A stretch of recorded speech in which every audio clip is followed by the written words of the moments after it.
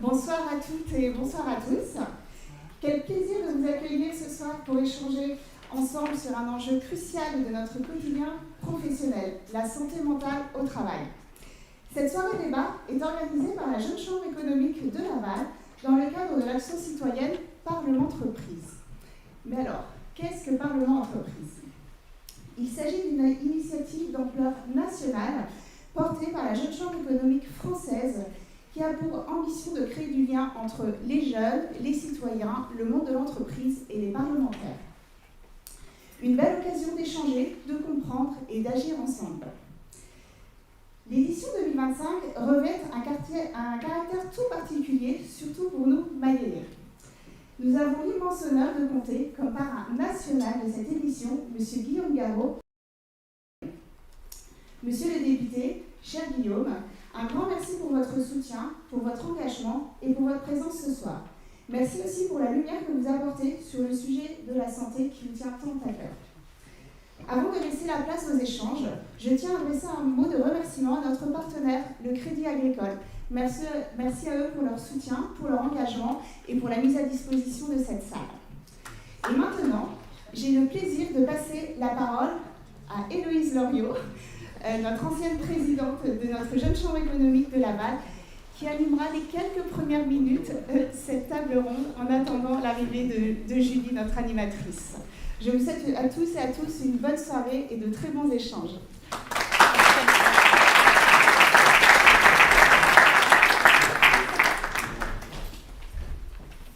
Bonsoir à tous. Alors effectivement, je ne suis pas Julie Boisseau, qui s'excuse. Julie a un petit empêchement, donc elle va nous rejoindre avec un peu de retard. Donc je prends le relais avec plaisir pour commencer cette première partie. La soirée se déroulera en 3 parties. On commencera par poser un peu le cadre de ce qu'est la santé mentale.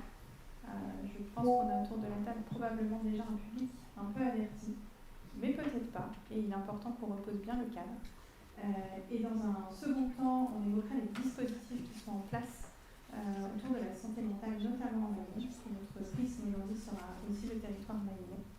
Pour finir par des exemples, parce que c'est toujours plus parlant, c'est d'avoir des exemples d'entreprises qui se sont engagées tout fraîchement ou qui ont déjà un peu de recul pour nous expliquer un peu en quoi prendre en compte la santé mentale des salariés, ça contribue aussi à l'efficacité de toute la structure et au bien-être de l'ensemble de l'entreprise. Et on laissera du coup M. Garot conclure cette soirée autour de la santé mentale. Voilà pour le programme. Avant de commencer au fond de la table, est-ce que, petit, vous n'êtes pas obligé de répondre, mais petit sondage, qui est là en tant que salarié d'entreprise?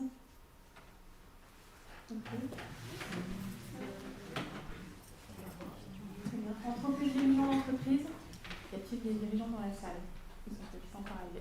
Très bien.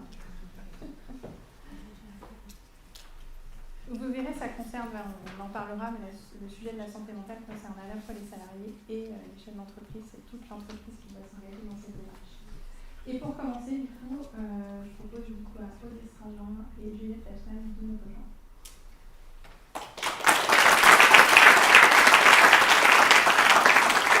Vous avez que deux. Quoi ? Là ? Merci à toutes les deux. Je vous laisserai vous présenter très rapidement pour expliquer un petit peu, pour engager l'échange. Donc on a commencé à discuter avec Juliette de cette table ronde. Juliette est psychologue de formation et fondatrice de Pepsi. Tu nous en diras un petit peu plus sur la 3e table ronde. Quand on a commencé à travailler sur ce sujet avec toi, on a d'abord évoqué le sujet du tabou. Le sujet de la santé mentale, c'est tabou. Et pourtant, on va en parler tout de suite avec Aude Estragen, du coup spécialisée, avocate spécialisée en droit social. Avocate en droit social, pas tout à fait spécialisée. Je tiens à préciser pour les avocats présents dans la salle, je ne me prévaut pas d'une spécialité que je n'ai pas. J'ai une activité dominante en droit social. Très bien, merci pour cette précision. Du coup, il existe un cadre légal. Alors je peux passer un coup. Oui, il existe un cadre légal, et c'est pour ça que je suis conviée à cette soirée, pour vous expliquer le cadre légal de façon, je vais essayer, ludique et sympathique. Alors, on parle beaucoup de santé mentale au travail cette année. Ça vous a probablement pas échappé, l'année 2025 touche à sa fin. On m'entend ? Oui. Touche à sa fin, et en fait c'est tout simplement parce que la santé mentale a été une cause nationale de l'année 2025. Donc c'est un sujet hyper à la mode et on est au cœur ce soir de l'actualité. Mais vous le savez peut-être moins, la santé mentale c'est pas un sujet nouveau. C'est-à-dire que depuis 2002, la santé mentale est inscrite dans le Code du travail. Avant 2002, la santé au travail, c'était juste la santé physique, ce qui était visible. Donc les petits bobos, les coupures, les membres amputés malheureusement, voire les cancers, enfin des choses parfois graves, mais c'était juste du visible. Et depuis 2002, c'est également ce qui est moins visible, l'invisible, on va dire, l'anxiété, le stress, le burn-out, qui a été intégré dans le Code du travail, dans l'obligation de sécurité de l'employeur. Et cette obligation de sécurité, je suis là pour vous en parler, je ne sais pas si j'enchaîne là-dessus. Oui. Comme tu veux, vas-y. L'obligation de sécurité de l'employeur, c'est une chose formidable, vous en avez certainement déjà tous entendu parler en tant que salarié ou en tant qu'employé. Alors, c'est une obligation qui fait peur. Et pourquoi elle fait peur ? Tout simplement parce qu'elle est engageante. Alors, je vais vous faire aussi un petit peu d'histoire, mais rassurez-vous, je ne vais pas vous donner un cours de droit, il faudra retourner en 2e année de licence pour avoir vraiment un cours de droit, mais il faut savoir quand même historiquement que l'obligation de sécurité de l'employeur, c'était une obligation avant 2016 qu'on qualifiait d'obligation de résultat. Résultat, ça vous parle ? Donc en gros, un employeur hyper vertueux, irréprochable, qui mettait tout en œuvre pour prévenir les risques, pour faire en sorte que ses salariés aillent bien au travail, il avait beau mettre tout ça en place, et malgré tout, il trouvait sa responsabilité automatiquement engagée dès qu'il y avait un salarié qui avait un problème. Donc c'était assez décourageant pour les employeurs et franchement la plupart des entreprises préféraient investir dans une bonne assurance qui permettait de prendre en charge les coûts plutôt qu'investir dans la prévention qui permettait d'éviter les risques. Donc en 2016, on s'est dit quand même il y a un problème, c'était pas si vieux, il y a à peine 10 ans, il y a un problème, c'est pas la bonne logique. Électrochoc, les juges, parce qu'ils prennent des bonnes décisions, les juges parfois, ils ont décidé de requalifier cette obligation de résultat. Elle est devenue ce qu'on appelle une obligation de moyens renforcés. Ce qui veut dire que l'employeur vertueux, qui a tout mis en œuvre, il peut devoir s'exonérer de sa responsabilité s'il prouve qu'il a bien mis en œuvre toutes les mesures. L'obligation de sécurité de l'employeur, qu'est-ce que c'est ? Je ne vais pas vous citer beaucoup d'articles, mais bon, on dit souvent, les gens qui font du droit, ils connaissent par cœur le code. Alors le code du travail, il est tellement énorme que non, je ne le connais pas par cœur, mais il y a quand même un article fondamental, qui est l'article 4121.1 du Code du travail, qui nous dit que l'employeur a l'obligation de mettre en place toutes les mesures nécessaires pour assurer la sécurité de ses salariés et préserver leur santé physique, les doigts coupés et autres, et leur santé mentale. Et cette obligation de sécurité, donc l'employeur aujourd'hui, depuis 2016, il ne va pas voir sa responsabilité engagée s'il arrive à démontrer que concrètement, il a rempli son obligation de sécurité. Concrètement, comment il remplit son obligation de sécurité ? Alors, je vais dire simplement, il doit tout simplement être dans l'action et non dans la théorie. Moi, j'ai tendance à dire qu'il y a 4 devoirs. 4 devoirs de l'employeur, essentiellement. Le devoir d'évaluation. Alors, le devoir d'évaluation, ça vous parle sûrement. C'est un terme qui doit vous parler. Vous l'avez sûrement déjà entendu. Si vous êtes employeur et vous l'avez jamais entendu, et si vous avez au moins un salarié, courez voir quelqu'un pour vous en occuper parce qu'il y a un problème. C'est une obligation depuis 2001. L'employeur a l'obligation de mettre en place un document unique d'évaluation des risques professionnels. Autrement dit, DURP ou encore DU pour ceux qui ont la flemme de dire toutes les syllabes. Et dans ce document, l'employeur, il doit évaluer tous les risques physiques, mais aussi les risques psychosociaux, les RPS dont Juliette va nous parler tout à l'heure, les risques psychosociaux auxquels le salarié peut être exposé. Il doit les évaluer parce que pour agir, il faut savoir ce à quoi on se confronte. Et alors, donc, devoir d'évaluation, premier devoir. Mais devoir d'action, deuxième devoir. Et c'est un devoir capital. Parce que si on a juste un DURP dans une armoire qui prend la poussière ou dans un fichier numérique ou un intranet dont on touche jamais, auquel on ne touche jamais, ça ne va servir à rien. Il faut agir. Et donc, devoir d'action, c'est un devoir, une fois qu'on a évalué, d'agir, de mettre en place des actions concrètes. Ça va peut-être parler à certains, ceux qui ont dans des entreprises de plus de 50 salariés, par exemple le PAPRI-PARC, qui doit être joint au DURP, où on fait état d'actions concrètes, etc. Devoir aussi de formation et d'information. C'est-à-dire qu'on doit informer tout le monde des risques auxquels on est exposé.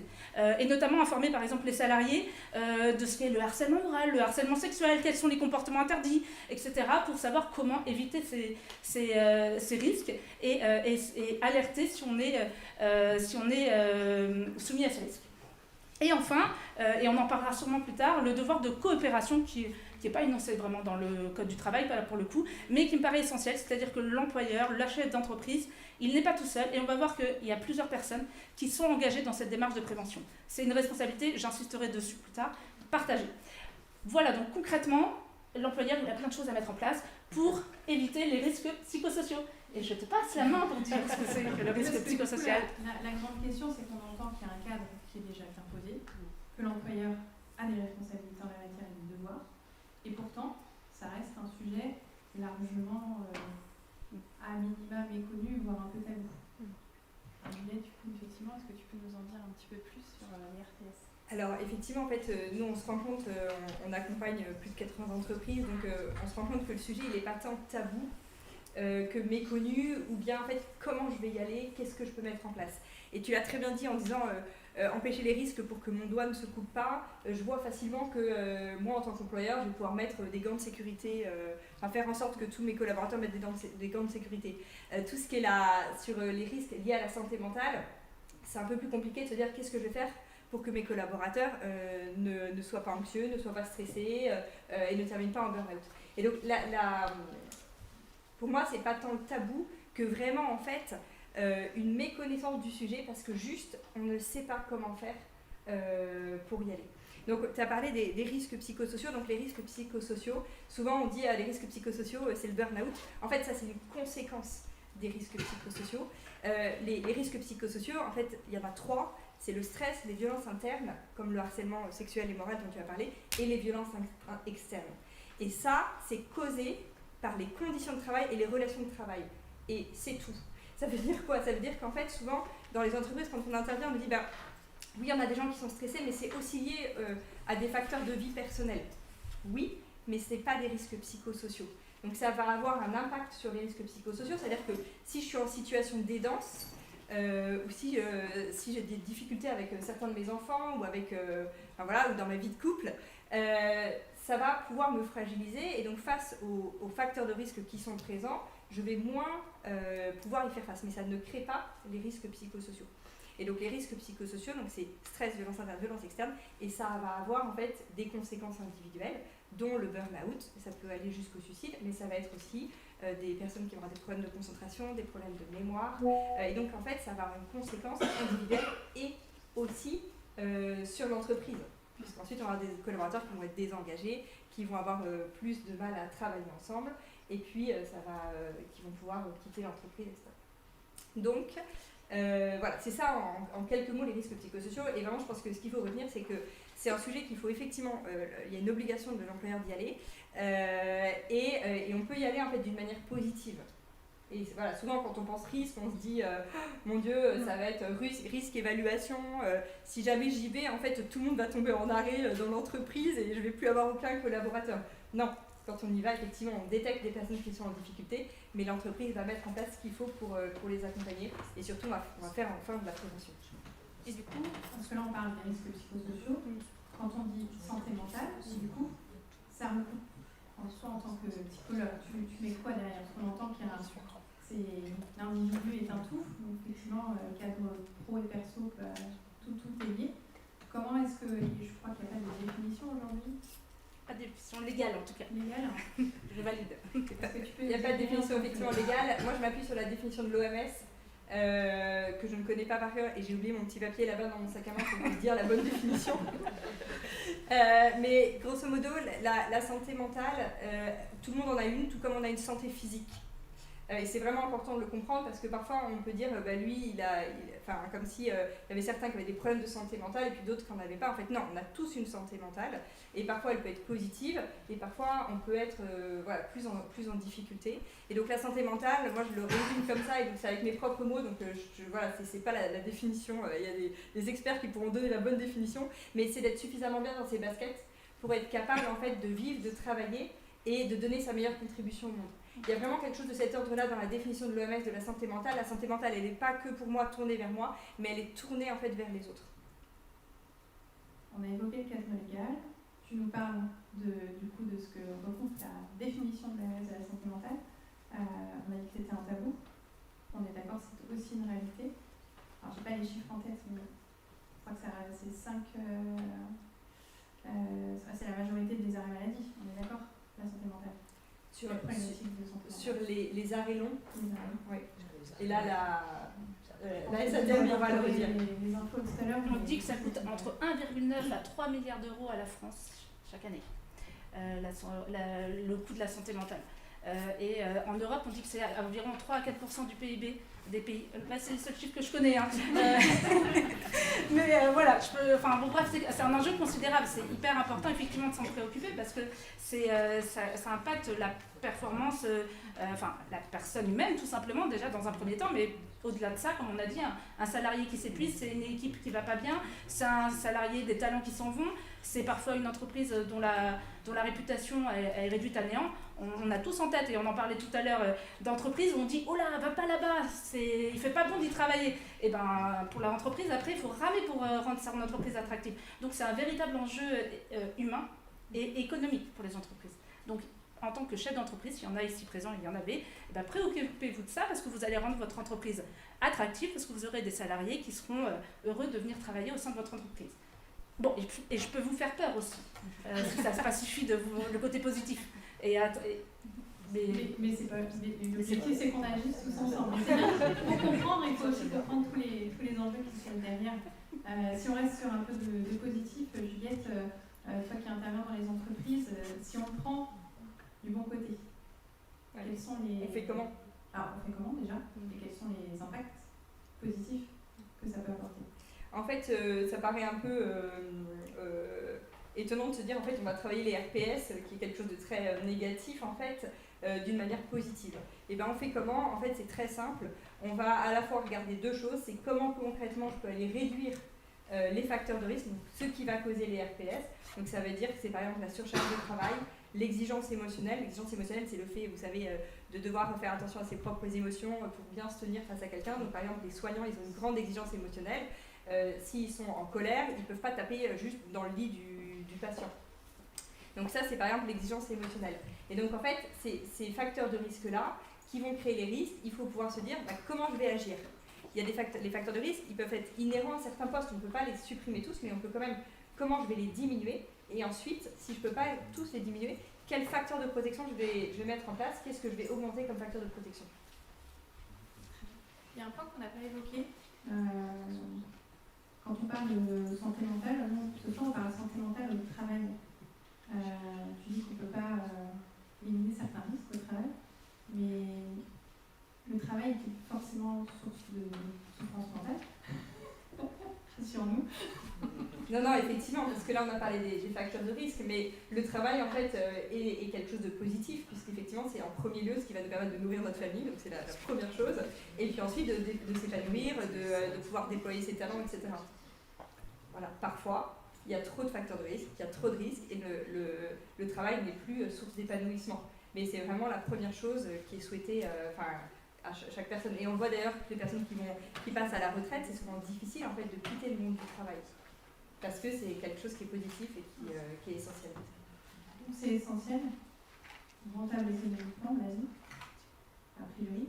Oui. C'est source en tout cas de mieux pour l'entreprise. La loi vous y engage. On parle plus de prévention que de volet pourtant stratégique. Quel est votre, en tout cas Juliette, ton point de vue là-dessus? Est-ce que c'est vraiment aujourd'hui un sujet qu'on peut intégrer complètement à une stratégie d'entreprise, ou est-ce que ça reste un sujet qu'on traite parce qu'il faut le traiter comme ça de temps en temps? Parce que c'est l'année 2025 et que c'est l'année de la santé mentale, il faut y aller. C'est une question qu'un journaliste m'a posée en me disant est-ce que ça va passer la mode? Alors moi, ma certitude, c'est que je pense que la mode des gadgets en santé mentale va passer. Les choses qui ne servent à rien, ça va passer. Par contre, de transformer l'entreprise pour que les conditions de travail soient bonnes, ça ne va pas passer et c'est essentiel. Et je pense qu'avec la crise économique qu'on traverse aujourd'hui, ça soulève notamment des fragilités qu'il y avait déjà dans les entreprises, mais qui sont davantage soulevées. Et donc maintenant, je pense qu'on ne peut plus se dire tout va très bien, Madame la Marquise. Je pense que la réalité du terrain nous le montre.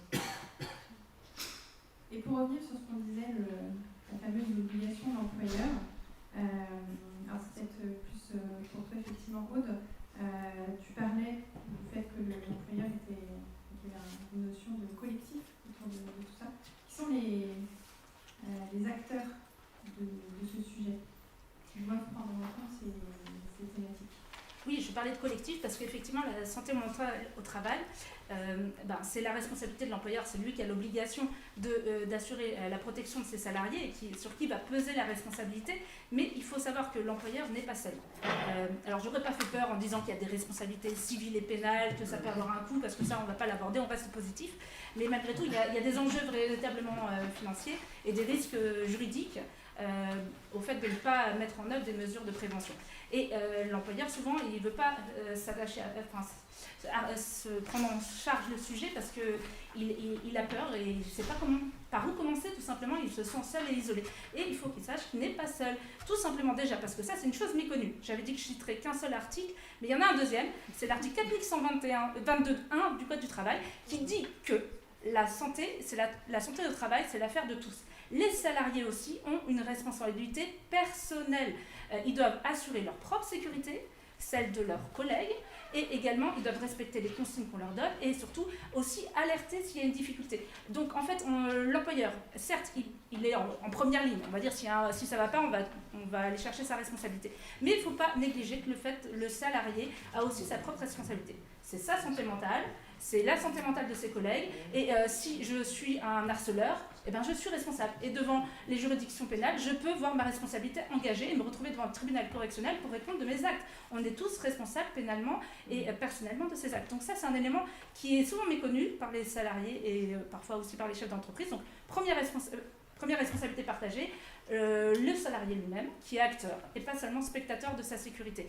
Deuxième responsabilité qu'on partage avec les représentants du personnel. Quand on est une entreprise où il y a des représentants du personnel, donc les membres du CSE, etc., ils ont aussi ce rôle de coaction avec l'employeur parce que c'est eux qui vont contribuer à l'évaluation des risques, qui vont contribuer à dire ce qui ne va pas sur le terrain. Ils vont être un peu la courroie de transmission entre les salariés et l'employeur, comme des délégués de classe qui vont dire ce qui ne se passe pas bien dans une classe, pour être très concret et scolaire. Donc voilà, donc nous avons le représentant du personnel, les représentants du personnel qui sont vraiment des acteurs parce qu'ils vont aussi ils vont contribuer à mettre en place des actions concrètes en disant ça serait bien de mettre ceci en place et ça.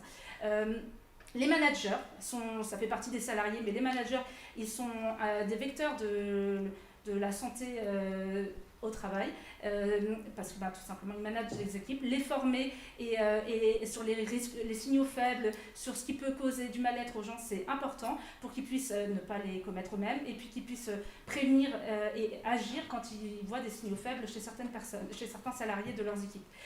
Après, ça sera la deuxième partie de la soirée, c'est tous les partenaires extérieurs, on va dire, la SCTM, le médecin du travail, etc., les préventeurs autres, etc., les entreprises qui interviennent dans ces domaines-là, qui peuvent être des interlocuteurs pour l'employeur, pour qu'ils ne se sentent pas seuls et isolés. C'est vrai que la SCTM, on pense surtout visite médicale, etc., mais ce n'est pas que ça, justement, c'est un partenaire qui peut aider les entreprises et les chefs d'entreprise à prévenir les risques psychosociaux.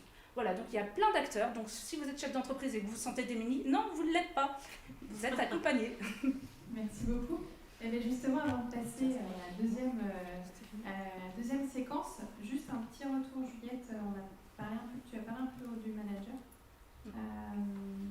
Quel est son rôle dans la détection de ces fameux signaux faibles? Est-ce que tu peux nous en dire deux, trois mots avant qu'on passe à la table de silence? Alors, je préfère toujours utiliser le mot signaux d'alerte parce que je trouve que, moi personnellement, j'ai jamais envie d'avoir des signaux faibles. Je trouve qu'il y a un petit côté, vous êtes le maillon faible, vous vous souvenez de cette émission terrible. Oui, le manager, il a un rôle essentiel parce qu'il est auprès de ses équipes. Donc forcément, voilà, il va voir ce qui se passe. Et souvent, le manager, il est assez démuni, c'est-à-dire qu'il va se dire, je vois bien en fait, que ça ne va pas, mais je ne sais pas très bien comment faire. Et donc, ce qu'il faut, et c'est ce que vous pourrez entendre comme témoignage tout à l'heure, mais c'est équiper en fait les managers pour que eux puissent agir en fait quand ils vont voir des signaux d'alerte chez des collaborateurs. Et l'idée, c'est même qu'il y a cette action de je détecte et j'agis comme ce que tu as pu dire, et il y a vraiment aussi, moi en tant que manager, ce que je vais pouvoir mettre en amont des difficultés en place dans mon équipe, qu'est-ce que je peux mettre en place pour que le cadre de travail soit sain et qu'il y ait le moins de choses compliquées pour mes collaborateurs. Merci beaucoup pour ce premier éclairage.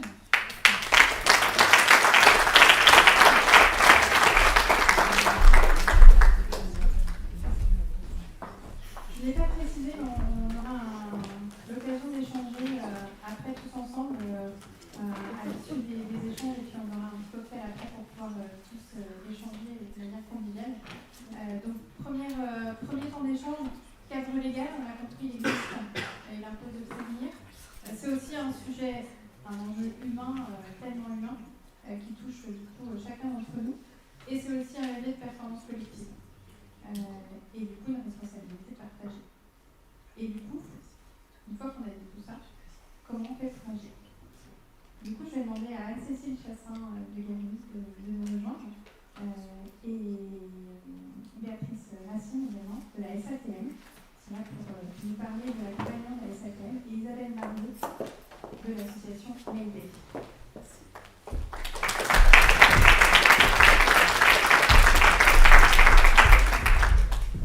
Et du coup, je vais également vous demander d'accueillir Julie Boisseau, qui nous rejoint. Qui va pouvoir faire et je te passe la main du coup pour la suite. Merci à toi. Bien, bonjour à tous. Merci Héloïse, et pardonnez-moi pour mon retard, mais ma charge mentale ce soir est assez élevée. Je dois le reconnaître, j'avais justement un sujet de santé mentale à gérer. Avant de vous rejoindre, je suis DRH d'une entreprise qui vit aujourd'hui un redressement judiciaire. Autant vous dire que ça pose quelques petits sujets. Et donc, j'avais pris pourtant mes dispositions pour être bien à l'heure aujourd'hui, mais au moment de partir, un collaborateur qui me fait part d'un sujet que je ne pouvais pas laisser en plan, ça m'a mise légèrement en retard, et puis j'étais vraiment après perturbée par l'éventuel retard que j'aurais pu avoir, que j'en ai raté la sortie d'autoroute. Je me suis retrouvée direction Paris, donc me voilà pour animer pour continuer à animer cette soirée. Alors, nous allons passer au temps numéro 2. Est-ce que je peux aller par ici? Oui, j'en peux. Donc, je vais m'asseoir, mesdames, avec vous. Le temps 2, on va passer du pourquoi au comment. Alors en Mayenne, on a la chance d'avoir des structures qui agissent, ils ne font pas que parler de santé mentale. Et donc ce soir, nous avons la chance d'accueillir la SATM avec Béatrice Racine, sa présidente, et puis Anne-Cécile Chassin-du-Garny, qui représente ce soir la SATM. On précise quand même que la santé mentale est un sujet au cœur de vos préoccupations, puisque votre directrice générale, qui aurait aimé être avec nous ce soir, participe à un colloque sur la santé mentale, et donc vous la représentez ce soir. Et puis nous accueillons également Isabelle Marlot, vice-présidente de l'association Mayday et fondatrice et psychothérapeute de métier. Donc mesdames, aujourd'hui en Mayenne, vous animez les unes et les autres des dispositifs qui nous permettent d'accompagner les collaborateurs, les dirigeants, les entrepreneurs.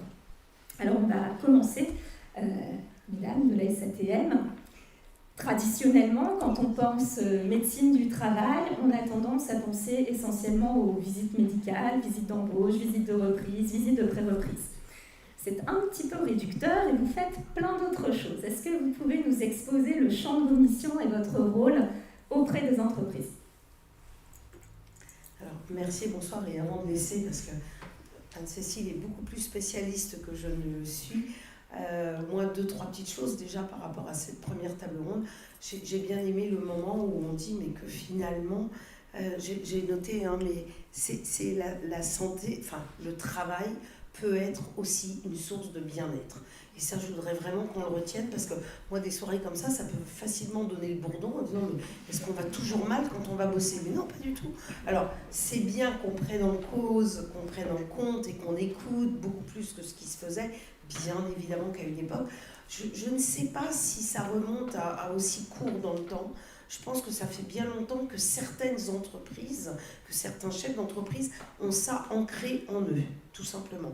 Vous avez aussi des métiers et des entreprises qui vont être obligées de s'en préoccuper beaucoup plus vite, parce que les métiers ne sont pas très sexy, parce que le cadre de travail ne l'est pas non plus. Et là, il a bien fallu à un moment donné remuer, faire de l'air pour se dire, mais alors qu'est-ce qu'on peut faire pour que les collaborateurs aient envie de venir, vous le disiez très justement tout à l'heure, aient envie de rester et de venir chez nous.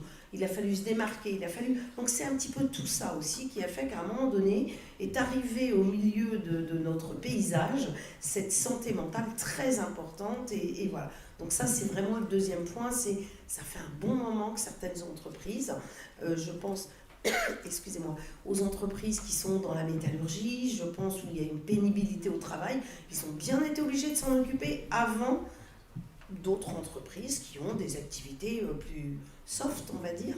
Donc voilà, tout le monde n'était pas logé à la même enseigne. Et puis pour finir, et après je laisserai Anne-Cécile vous donner quelques chiffres, tout à l'heure on se disait, alors qu'est-ce qu'il faut faire là, enfin, comment les entreprises demain. Je vais juste vous donner un exemple, j'ai un fils de 30 ans qui vient d'être recruté par une entreprise qui, dans toutes les choses, dans le panel des offres qu'ils ont fait pour attirer ce jeune qu'ils avaient sans doute envie d'avoir. Donc évidemment, il y a le contrat de travail qui va bien, il y a le vélo électrique pour se rendre à son travail, il y a voilà, la location d'un bureau parce que finalement, il bosse où il veut dans le monde. Voilà, il y a un certain nombre de choses. Et il me donne la liste et il termine par un truc où là, et il me fait et 2 séances de psy par mois. Je lui dis, t'es malade Corentin, il y a un truc qui va pas. La panique, je commence à perler dans tous les autres. Mais qu'est-ce qui se passe? Il me dit non, la santé mentale. Moi, mes Lituaniens, ils bossent pour une boîte lituanienne. Et là, je me dis, waouh, l'avance qu'ils ont pris sur nous. C'est-à-dire que dans le contrat de travail, il me dit, mais c'est pas exceptionnel, quoi. C'est pas parce que moi, je suis à Amsterdam et eux en Lituanie. Cette boîte-là, comme 1000 autres aujourd'hui, dans le contrat de travail, ils rajoutent des séances de psy. Voilà, c'est l'exemple. Je ne dis pas que la France... Donc, Juliette, oui, il y a des choses qui vont arriver et pas forcément des pansements. Moi, c'est ça aussi que je veux entendre. Hein. On n'est plus là pour faire du pansement en santé mentale, on est là pour être dans le préventif. Et on ne va pas trahir de bons secrets, mais nous, maintenant, enfin, le SATM, c'est bien un service de prévention et santé au travail. Le mot prévention, mettez-vous-le bien dans un coin de l'oreille, vous allez en entendre parler, reparler. Et c'est dans ce sens-là, et vraiment dans ce sens-là, que des entreprises comme celle de Juliette ou comme plein d'autres, eh bien, ça rentrera dans les conditions d'accès. Voilà, les jeunes diront, bah, nous, on veut bien venir chez vous, mais alors vous faites quoi pour la QVT, on en parlait tout à l'heure, la fameuse QVT. Voilà. Maintenant, pour rentrer un peu plus alors, dans le si détail, on revient à la SATM, justement, qu'est-ce que vous proposez aux entreprises au-delà des simples visites? On l'a bien compris. Simples visites, mais c'est quand même important. Qui sont très importantes et qui sont obligatoires. Nous, notre métier, c'est d'accompagner les entreprises pour préserver la santé physique et mentale des salariés et des dirigeants. Pour ça, on a 3 missions. On nous connaît beaucoup pour la seconde, qui sont le suivi individuel de l'état de santé, mais on a surtout une première mission, donc la prévention des risques professionnels. Et donc ces risques professionnels sont physiques, mais ils sont aussi mentaux, c'est-à-dire les RPS en entreprise. Et la 3e mission, c'est la désinsertion professionnelle, un mot très complexe pour expliquer que c'est comment faire par rapport à des salariés qui vieillissent, par rapport à l'usure professionnelle, par rapport à la maladie, etc., où il va bien falloir les emmener jusqu'à la retraite. Et ça, voilà, on a ce prisme-là, parce que je pense que c'est quelque chose qui, quand même, qui a beaucoup d'avenir, malheureusement. Donc voilà. Mais pour en revenir concrètement, nous, par rapport aux entreprises, comment on peut les accompagner justement pour la démarche RPS.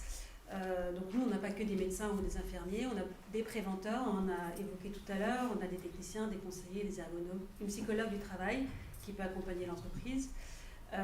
On va avoir 2 axes. Le premier, ça va être sur de la prévention. Donc la prévention primaire, l'idée, ça va être d'éviter l'apparition de risques. Donc on a nos techniciens qui vont en entreprise, qui vont faire des fiches entreprises. Et là, ils vont évaluer les risques physiques avec l'employeur, mais également les risques psychosociaux.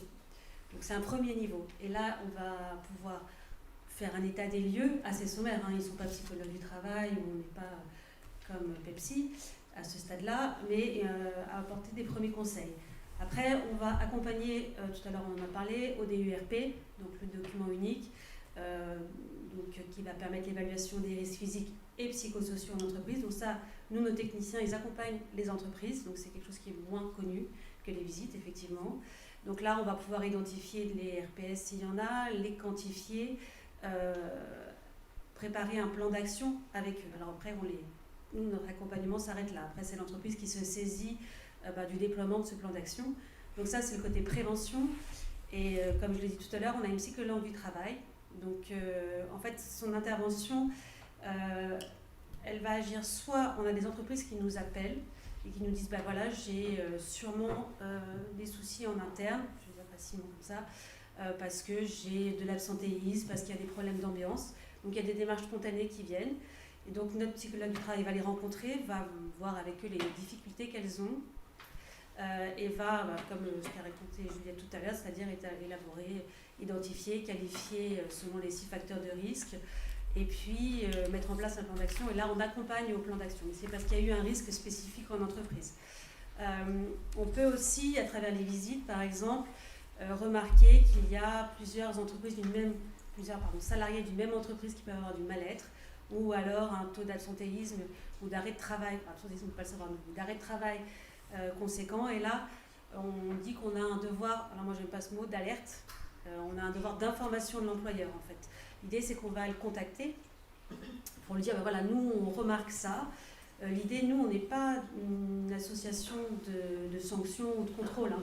Nous on est vraiment là pour accompagner l'entreprise. On n'a aucun... Bon, tout ça reste dans le secret à la fois médical, à la fois professionnel. Donc on le contacte et on lui dit voilà ce qu'on observe. C'est beaucoup d'échanges avec lui parce que souvent ça peut être une surprise. Il peut, l'éveil sur les conséquences de risques psychosociaux au sein de l'entreprise, ce n'est pas des choses qu'on peut facilement identifier. Et donc notre psychologue du travail va l'aider s'il est d'accord. Après, nous, on peut l'accompagner ou on peut lui proposer d'être accompagné par d'autres entreprises qui sont spécialisées. Et donc, comme je l'ai dit tout à l'heure, on va travailler l'identification, la qualification, un plan d'action, on va l'amener au déploiement. Donc ça, c'est l'accompagnement qu'on peut faire par rapport au RPS. En parallèle de ça, en termes de prévention, tout à l'heure, il a été dit, nous, on a des ateliers de prévention pour les dirigeants qui sont justement sur la santé mentale, pour faire un éveil, que ce soit, on a 4 thématiques, les RPS, la QVCT, le harcèlement, agissement sexiste, et la 4e, je l'ai oublié. Je ne sais pas, il y en a un 4e. Bon, l'idée, c'est que sur ces thématiques-là, en fait, on voit ce qui se cache derrière ces mots-là. Donc, ces ateliers, ils sont ouverts aux dirigeants, aux RH, aux managers. Et on voit donc tout ce que ça veut dire, parce que souvent, on n'a pas non plus une définition très claire de ce que c'est que les RPS, la QVCT. C'est le burn-out, le 4e, le burn-out. Et on va donner des pistes pour mettre en place des démarches de prévention. Donc voilà à peu près l'accompagnement. Après, nous aussi, on fait de la sensibilisation en entreprise auprès des salariés. Alors là, on va le faire quand il y a un problème qui est avéré dans l'entreprise. Par exemple, dernièrement, il y a eu une suspicion d'harcèlement au sein d'une entreprise. Donc là, notre psychologue du travail a, entre guillemets, enquêté, a cherché à savoir ce qui se passait vraiment. Donc, il s'est avéré que c'était plus des agissements sexistes, sachant que c'est très large, agissements sexistes, donc dans la définition. Et donc là, on a sensibilisé l'ensemble des managers à ce que c'est, comment s'en saisir, comment communiquer, comment l'expliquer. Et dans un deuxième temps, l'entreprise réfléchit à sensibiliser les salariés globaux, justement ce qu'on disait tout à l'heure, pour expliquer un petit peu ce que ça peut être, ce que ça peut faire sur les autres et ce genre de choses. Voilà un petit peu pour le thème de la prévention, on va dire. On va mettre en place des formations aussi. Alors tout ce que j'ai dit, c'est compris, parce que souvent on se dit c'est dans la cotisation, c'est-à-dire qu'il n'y a pas que les visites, il y a tout cet accompagnement qui est fait à côté. Et par contre, en parallèle, dans l'offre complémentaire, on va monter des formations, des premiers secours en santé mentale. Donc là, c'est aller former des salariés dans l'entreprise qui sont capables de savoir ce que c'est que les souffrances en santé mentale et comment accompagner les gens. Donc voilà pour la prévention. Après, l'idée, c'est que donc on essaye d'agir en amont, puisque notre métier, c'est la prévention, avant qu'il y ait les signes. Et puis, si malheureusement, il y a une souffrance importante chez un salarié, eh bien, nous, on a la possibilité d'avoir des visites à la demande dans notre service. C'est-à-dire que le salarié ou l'employeur peut nous appeler si vraiment il y a une souffrance importante, hein, parce que c'est des visites qui sont faites rapidement, parce qu'il y a une urgence. Et là, il va rencontrer un médecin du travail et puis on va lui ouvrir un espace d'écoute, voir ce qui se passe. Possiblement, si c'est en lien avec le travail, la psychologue du travail le suit et l'idée, c'est de travailler avec lui pour améliorer son bien-être, on va dire, et avec l'employeur parce qu'il peut y avoir des préconisations, etc. Donc voilà à peu près. Je finis avec un dernier point et après je vais terminer. On a une cellule l'événement grave, et ça je pense que c'est intéressant pour les entreprises, c'est-à-dire que si dans une entreprise il y a un événement grave, un incendie, un décès, un accident, un braquage, tout élément traumatisant en fait pour les salariés, nous on intervient. Alors on n'est pas les secours, on n'est pas les pompiers, etc. On va pas arriver comme ça, mais derrière en fait notre psychologue du travail vient et va s'intéresser aux salariés et à l'impact traumatisant que ça peut avoir sur lui, avec des groupes de travail, des entretiens individuels, de la redirection chez un psychologue clinicien, parce que là nous on ne fait pas de soins. On va accompagner s'il y a des besoins de travail avec on va dire ça parce que moi je ne suis pas psychologue du travail, mais l'idée c'est que si la souffrance est en lien avec le travail, elle va l'accompagner. Par contre, si c'est d'origine plus pro-personnelle, on va rediriger vers un clinicien. Donc voilà, l'idée c'est à peu près le spectre d'action. Je ne sais pas si vous avez autre chose à raconter du SATM par rapport au risque de RPS en entreprise. Et quelle est la proportion justement d'alerte spontanée de la part de l'employeur et de ce que vous détectez plutôt en visite, qui parfois est une souffrance silencieuse, dont les gens n'osent pas trop non, révéler. On l'a pas, on peut pas le qualifier. C'est pas encore probant. Ouais, alors après. Je pense que c'est un petit peu comme quand une entreprise développe un nouveau produit ou vend un nouveau produit. Celui-ci n'est pas nouveau, on l'a dit, mais par contre, c'est à nous maintenant de faire savoir. C'est le faire savoir qu'on peut accompagner. Je ne pense pas qu'il y ait aujourd'hui tant de cas que ça qui nous sont... Non, en appel direct, non. En appel direct, non, mais ça viendra petit à petit, c'est évident. Si les personnes, si les entreprises, si les managers, si les collaborateurs savent qu'on peut venir aider sur ces sujets-là, bien évidemment. Il faudrait qu'on puisse être appelé, évidemment, le plus rapidement possible. Et à nous, après, d'aller chercher les compétences autour de nous, parce que nous, il y a un moment donné, bien évidemment, on s'arrête. Voilà, sur ces sujets-là, entre autres. Merci. Alors, je vais passer la parole à Isabelle, puisque on pense souvent à la santé mentale du salarié. On parle un peu moins de la santé mentale du dirigeant, parce que c'est un peu tabou. Un dirigeant, ça doit être fort, ça doit embarquer ses équipes, ça doit être performant. Et en même temps, le dirigeant, il a une charge mentale qui peut être énorme et qui parfois peut conduire à des risques qu'il n'ose pas toujours s'avouer ou pas toujours avouer aux autres. Et justement, Isabelle, est-ce que vous pouvez nous présenter le dispositif M'aider qui va permettre de l'accompagner ? Alors effectivement, M'aider est une association qui a été créée il y a 2 ans maintenant par 5 entrepreneurs mayennais.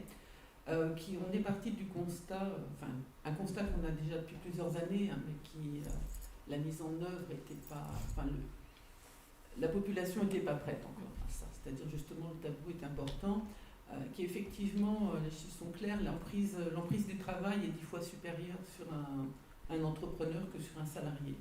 Hein, puisqu'un entrepreneur, il est engagé, lui déjà corps et âme, parce que souvent son entreprise c'est son bébé, il est engagé financièrement, il est engagé psychiquement, donc l'emprise du travail est très importante, ils sont très très seuls.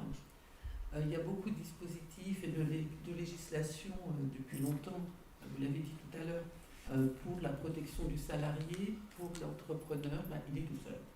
Et avec en plus cette espèce de tabou sociétal qui fait que, ou d'un côté l'entrepreneur va être un peu disqualifié dans la population parce que c'est celui qui gagne des sous, qui est supposé gagner plein de sous, tout ça, exploiter les gens et tout. Et puis d'un autre côté, c'est celui qui doit être fort, c'est celui qui crée, c'est celui qui crée de l'emploi, qui avance et tout. Et donc en fait, l'entrepreneur, il est coincé là-dedans.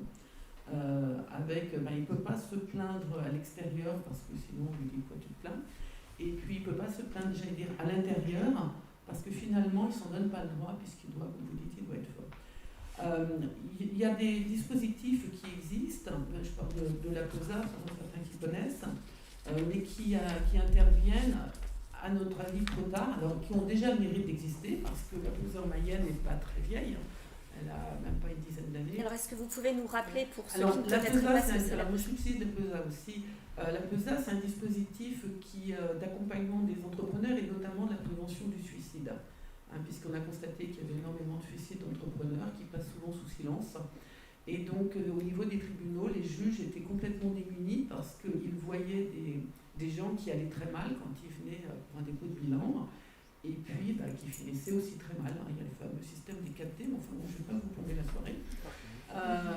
Et donc, il y a une initiative qui a commencé au tribunal de commerce de Saintes, qui a été un système un peu comme, finalement, Médée s'en inspire un petit peu, sauf par contre, derrière, c'est des psychologues. On a amélioré les choses qui nous plaisaient moins, mais qui étaient moins adaptées. Sauf que alors ça marche très très bien. Moi, quand j'ai commencé à la PESA, on nous a dit 5 séances pour un risque suicidaire. Je leur ai dit là, vous moquez-nous, un risque suicidaire en 5 séances, non. En fait, l'expérience, elle montre, et je ne suis pas la seule, chez un entrepreneur, il y a un niveau de résilience qui est extrêmement important. C'est-à-dire ce qui fait leur qualité, c'est aussi ce qui fait leur défaut, une spirale qui peut chuter très vite. Mais par contre, quand ils parlent, quand ils sont accompagnés, ils rebondissent très très vite. En clair, ce n'était pas 5 séances, c'est en 3 séances. Voilà. Donc c'est quelque chose d'énorme.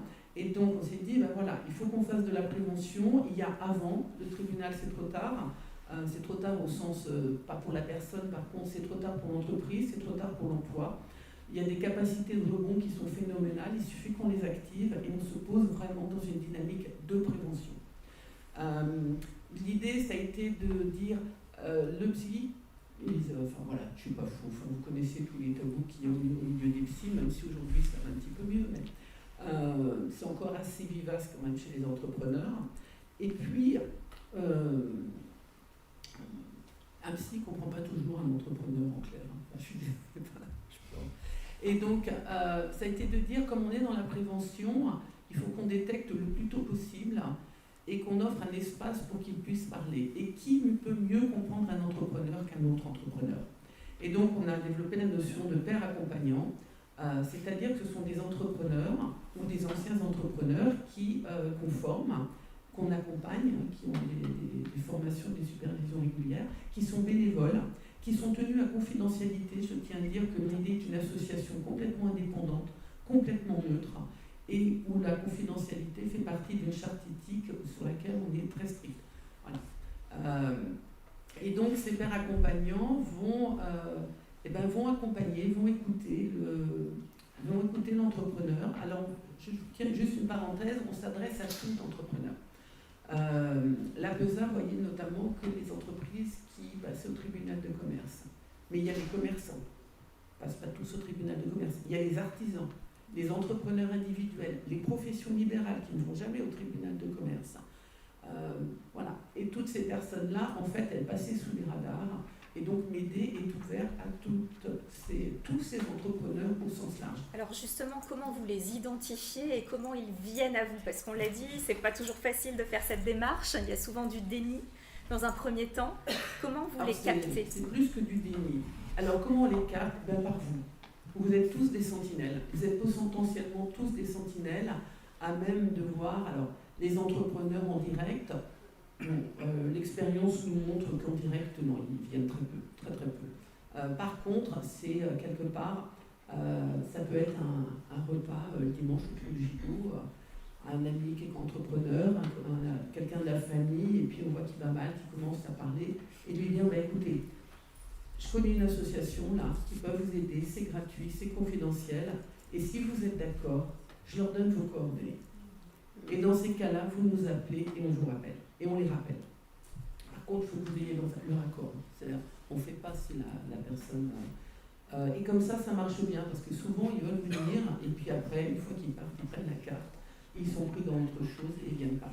Et puis après, il y a toutes les autres sentinelles. Le SATM en est une. Il y a une coordination, dans la suite de tout ça, il y a une coordination qui s'est créée en Mayenne, donc qui est une initiative mayonnaise originale, parce qu'il n'y en a pas d'autres. Comme Médée, il n'y en a pas d'autres d'ailleurs, qui regroupe, donc c'est les coordinateurs, la coordination des acteurs de proximité, de soutien aux entreprises, aux entrepreneurs de la Mayenne, qui regroupe tout un tas d'organismes comme les chambres consulaires, qui regroupe la CCI, qui regroupe le barreau, qui regroupe les experts comptables, voilà, tout un tas qui sont autant les syndicats professionnels aussi, où tout le monde se met autour de la table et avec l'idée de se connaître un petit peu plus, de savoir ce qu'on veut et ce qu'on fait. Et puis avec 4 outils à leur disposition, dont MEDE, dont CIP. Quand il y a des difficultés, on peut envoyer vers le CIP ou d'autres structures qui va s'occuper plus de la partie économique. Alors le CIP pour... Alors le Centre d'information des professionnels, donc qui s'occupe plus du soutien en prévention, c'est pas un soutien financier, mais du conseil, de l'accompagnement économique. Et puis MEDE qui va s'occuper de l'accompagnement de la personne, en sachant que nous, on ne fait pas du tout, on s'interdit de faire du communique, même si, parce qu'il y a d'autres structures et que c'est important qu'il y ait cet espace-là. Et vous accompagnez combien d'entrepreneurs aujourd'hui chez MEDE? Alors, depuis le début, on en est à près d'une 50aine, dont les 2 tiers depuis le début de l'année. Voilà, donc c'est important, Je voulais rajouter qu'effectivement, concernant cette population des chefs d'entreprise, nous, au niveau du SATM, on a pris toute la mesure et on va, dans notre réseau de partenariat, développer, on est en cours. Alors justement, quelle synergie vous mettez en place sur le territoire mayennais pour œuvrer ensemble à une meilleure santé mentale au travail? On va confier de façon plus directe finalement ces dossiers éventuels de chefs d'entreprise à MEDE. On préfère que les choses, d'abord parce qu'on ne peut pas tout faire, c'est évident, parce qu'il y a un véritable réseau de professionnels qui ont déjà une certaine habitude, que nous, on n'a pas tout ce qu'il faut non plus dans nos services. Donc on préfère, Donc c'est une partie pour laquelle, et on a tout le loisir, je trouve ça juste incroyable qu'on puisse travailler ensemble sur ce sujet-là. Et c'est pas qu'on ne veut pas s'en occuper, mais autant bien faire les choses. Moi, je voudrais finir sur ce problème des chefs d'entreprise. C'est ni plus ni moins comme un chef d'équipe dans une entreprise. C'est votre manager. On n'a pas besoin d'être chef d'entreprise pour savoir que si on veut manager les hommes, si on veut les entraîner avec nous et de façon positive, il faut déjà avoir les 2 pieds bien ancrés, il faut être en super méga forme. Et que si on n'est pas comme ça, on peut faire tomber une équipe. Et que parfois, vous avez des chefs d'entreprise qui ont entraîné avec eux un nombre de collaborateurs, mais truc de malade, on s'en aperçoit au bout de 6 mois, en disant, mais on n'a pas vu que c'était là-haut, que ça n'allait pas. Et que le là-haut n'était pas forcément dû au travail. Là très poreux, finalement, au bout d'un moment, le chef d'entreprise était, j'en sais rien, en divorce, en machin, il avait des problèmes avec ses enfants, j'en sais rien. Mais en tous les cas, lui, tous les matins, n'était plus capable de pomper, parce que, mon Dieu, qu'un chef d'entreprise a différentes missions dans une seule et même journée, il ne fait jamais la même chose, et dans les missions qu'il a, c'est d'être solide par rapport à tous ses collaborateurs. Et ça, c'est vraiment quelque chose, si on ne l'a pas ancré, je ne dis pas que c'est le premier qui devrait avoir des cours ou des aides, mais pas loin, parce que derrière, ça peut être des petites ou des grandes équipes, mais il faut qu'il entraîne tout le monde. Et il faut que le matin, il ait pas la banane forcément à chaque fois, mais qu'il soit, s'il a des mauvaises nouvelles à les annoncer, il faut qu'il les annonce en bonne et due forme, et solide, et prêt à dire on y va ensemble, ou on s'arrête ensemble, j'en sais rien. Mais sa santé mentale, de sa santé mentale, le chef d'entreprise dépend peut-être 40, 50, 200 santé mentale derrière. Donc voilà, c'est pas un petit problème, c'est pas, on va pas faire de nombrilisme. Là, j'ai repris ma casquette un peu chef d'entreprise, mais parce que faut imaginer tout ce que ça entraîne derrière. Voilà. D'où l'importance. C'était l'objectif de l'aider. C'est derrière, c'est effectivement l'entrepreneur et l'entreprise, parce que c'est eux qui emmènent l'emploi. Et on intervient quelle que soit la porte d'entrée, c'est-à-dire, c'est pas que quand l'entreprise va mal. Justement, on a de plus en plus de personnes qui, l'entreprise, elle va très bien, elle va même tellement bien, elle est tellement en croissance, qui sont en burn-out. Et donc, effectivement, derrière, les conséquences, elles sont énormes. Après, ça peut, comme vous le dites, ça peut être un problème privé, perso, mais qui, de toute façon, sait qu'il va avoir des conséquences sur l'entreprise. Donc, on mise vraiment sur cette capacité de rebond, et l'expérience nous montre que ça marche. Et si jamais il y a des choses qui sont un peu plus profondes, qui nécessitent du soin, on fait intervenir une association qui prend en charge quelques séances de psychologues issus de professions réglementées, psychologues, etc. Donc voilà, je peux juste te concrétiser. En fait, n'hésitez pas, il faut oser en parler. C'est vraiment ça, le message moi, que j'aurais à passer, puis à faire passer, oser en parler, parce que déjà, quand on en parle, on a fait un quart du chemin, et quand on rencontre un père accompagnant, on a déjà fait la moitié. Bien, ben merci à toutes les trois.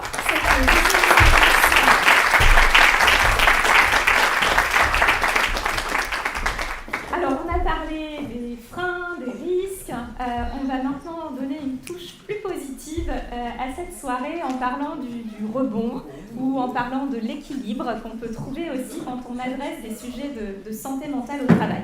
Alors, je vais inviter à me rejoindre Mathilde Geoffroy, responsable ressources humaines de Serfrance Mayenne-SA, et puis Agnès Gerboin, DRH de VNB, et Juliette qui va nous rejoindre, puisque Juliette a accompagné ces deux structures mayennaises dans l'accompagnement et la prise en compte de la santé mentale au travail. Alors, vous êtes toutes les deux à des postes clés en matière de santé mentale, puisque vous êtes souvent la première porte d'entrée dans l'entreprise quand un collaborateur ou un dirigeant ne va pas bien. On ne parle pas ce soir de la santé mentale des RH, mais il y a un vrai sujet probablement à adresser là. Mais en tout cas, ce que j'aimerais savoir ce soir, c'est que vous nous racontiez, avant de nous partager les accompagnements que vous avez mis en place, c'est que vous nous partagiez ce qui a fait que vous vous êtes intéressé au sujet, au-delà de la simple sensibilisation, et ce qui vous a poussé à mettre en place les actions que vous allez nous présenter un peu plus tard. Merci. Donc, moi, je travaille chez Serfrance, donc c'est un cabinet de conseil et d'expertise comptable. On a 550 collaborateurs. Et en fait, ce qui nous a poussé à travailler sur ces sujets de santé mentale et à souhaiter être accompagnés, c'est qu'on avait des collaborateurs qui, malgré des conditions de travail qui étaient plutôt bonnes, voire très bonnes, qui n'allaient pas forcément bien, et on avait malheureusement plusieurs cas par an de personnes qui étaient en arrêt ou qui quittaient l'entreprise pour des causes de santé mentale. Ça, c'était déjà un constat embêtant, voire très embêtant, et on a aussi dans notre secteur pas mal de changements qui arrivent. On a la facture électronique, on a l'arrivée de l'intelligence artificielle, la transformation des métiers, etc. Et en fait, quand vous avez déjà dans une structure qui est plutôt stable, avec des bonnes conditions, que vous voyez que déjà vous avez des difficultés, qu'on a un certain nombre de changements qui vont arriver, qui vont forcément être des facteurs de risque, il vaut mieux qu'on s'équipe maintenant et qu'on fasse en sorte d'avoir des solutions maintenant plutôt que d'attendre d'avoir vraiment les problèmes. Voilà, plus ce qu'on a. Merci. Agnès, chez vous? Nous, c'est un peu les mêmes sujets. Nous, chez VNB, on est 300 collaborateurs au siège de Château-Gontier, avec un réseau de franchise de 300 à peu près magasins. Une société qui a grandi très vite, avec des collaborateurs très engagés. Et donc, on s'est aussi rendu compte qu'on avait des collaborateurs, de plus en plus de collaborateurs qui étaient en difficulté. On s'est beaucoup posé des questions. Donc, moi, j'ai la chance d'avoir Céline Le Breton avec moi, qui est un vrai binôme, qui est responsable de l'expérience collaborateur, qui est avec nous ce soir d'ailleurs. Avec Céline, on s'est souvent posé la question comment est-ce qu'on fait. Et on a eu la chance d'avoir Pepsi qui est intervenu sur une commission RH sur les acteurs RH du bassin de Château-Gontier. Et là, quand je suis rentrée de cette commission, j'ai tout de suite été voir Céline et je lui ai dit, je pense qu'on a trouvé comment aborder le sujet. Voilà. Alors, souvent, merci. Souvent, quand on se dit qu'on va traiter le sujet de la santé mentale en entreprise, la première chose à laquelle on pense, c'est l'enquête. L'enquête RPS, l'enquête QVCT, parce que c'est facile de mettre en place une enquête. Et puis, parfois, il y a une petite crainte quand même des résultats qu'on va avoir. Et là, c'est souvent anonyme. On se dit, bon, je mets un doigt, mais je ne me mouille pas trop quand même sur le sujet. Pour autant, vous avez décidé d'aller beaucoup plus loin que cette fameuse enquête. Alors, la première question que j'ai envie de vous poser, c'est est-ce que cette enquête, vous l'avez quand même menée? Et est-ce que vous pouvez nous expliquer, avec le support de Juliette, justement, quelles sont les actions que vous avez mises en place et qui ont aujourd'hui débouché sur peut-être un environnement différent ou en tout cas une appréhension de la santé mentale différente dans vos entreprises? Alors nous, on n'est pas parti sur l'idée d'une enquête de QVCT spécifiquement en santé mentale, mais on a un baromètre social qui a été fait, qui a remonté un certain nombre de sujets organisationnels et autres qui pourraient poser souci. Et puis, on avait aussi pas mal de remontées de nos représentants du personnel et effectivement des cas individuels remontés soit en direct, soit par des managers. Et du coup, j'ai oublié la deuxième partie de la question. C'est qu'est-ce que vous avez mis en place justement Oui. au-delà de ces enquêtes ou ce baromètre social. Merci. Et donc, j'ai eu un peu la même expérience qu'Agnès, c'est-à-dire que j'ai participé à une réunion où Pepsi était là et présentait ce qu'ils avaient fait, et je me suis dit, ok, c'est bon, ça y est, maintenant je vois ce que je veux faire dans l'entreprise. Et donc, en fait, on a décidé de mettre en place un plan d'action en 2 gros volets. Un volet curatif, c'est-à-dire j'ai un collaborateur qui ne va pas bien, mais voilà, qui est déjà arrivé dans le moment où il ne va pas bien. Qu'est-ce que je fais, qu'est-ce qu'on en fait, c'est quoi les solutions, vers qui on l'oriente, comment on agit. Et puis, quand on est arrivé là, c'est aussi que les gens ne vont pas bien depuis un certain temps. Et donc, l'idée, c'était de faire en sorte aussi de mettre, alors moi j'appelle ça un peu un maillage en fait, qui permette de retenir les gens, parce que pour moi, c'est un chemin en fait. C'est-à-dire qu'on commence à pas aller très bien, on va de plus en plus mal jusqu'à ce qu'on arrive à ce qu'on voit le plus visible en fait, le burn-out. Et donc moi, je voulais mettre un maillage, donc on a mis aussi un volet vraiment préventif. Et là, on a travaillé, c'est là qu'on a travaillé avec Pepsi, sur la mise en place d'ateliers ouverts à tous les collaborateurs avec une approche positive de la santé mentale, et on l'a appelé prendre soin de nous, c'est-à-dire sur des choses très concrètes, comment on fait pour prendre soin de soi, puisque comme ça a été rappelé en tout début d'échange, la santé mentale, on en est aussi nous-mêmes acteurs en tant que collaborateurs, en tant que personnes. C'est pas que les autres qui doivent prendre soin de nous, c'est nous-mêmes qui devons prendre soin de nous. Donc on a mis ça en place, et puis on a mis aussi en place de la formation pour tous les managers, tous les élus aussi, les membres du CSE et l'équipe RH, pour savoir détecter les signaux faibles et prendre en charge un collaborateur en difficulté. Dans l'idée de ne pas mettre le problème sous le tapis en disant il va pas bien, mais en même temps chez lui c'est compliqué, ou on sait qu'il supporte pas bien la pression, etc. Ok, soit peut-être que c'est des faits, mais n'empêche que qu'est-ce qu'on peut faire nous pour accompagner ces collaborateurs-là? Comment on fait quand on est dans cette situation? Ok, alors des ateliers, de la formation. Agnès, chez BNB, qu'est-ce que vous avez mis en place? Alors, nous déjà, on a eu ce fameux questionnaire qui est passé quand même, il faut le dire, qui a été à l'initiative du CSE. Ok. Donc, ils nous ont remonté les infos de la même manière que chez Mathilde. Nous, ce qui a été mis en place, il y a plusieurs choses. On a commencé par des sensibilisations aux managers et au comité de direction. Ces sensibilisations, elles étaient déjà portées par comment est-ce qu'on prend soin de soi. Parce que comme on disait tout à l'heure, pour pouvoir venir en aide aux autres ou accompagner ou manager les autres, il faut d'abord prendre soin de soi. Donc on a commencé par là.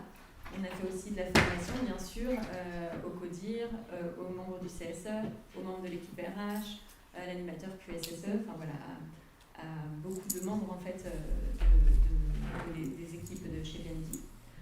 On a aussi fait un état des lieux en fait RPS de chez BNB, c'est-à-dire qu'est-ce qu'on fait aujourd'hui pour éviter les facteurs de risque, quels sont nos facteurs de prévention, et puis qu'est-ce qu'on voudrait mettre en place. Donc on a effectué un plan d'action qui est guidé par le comité qu'on appelle RPS chez nous.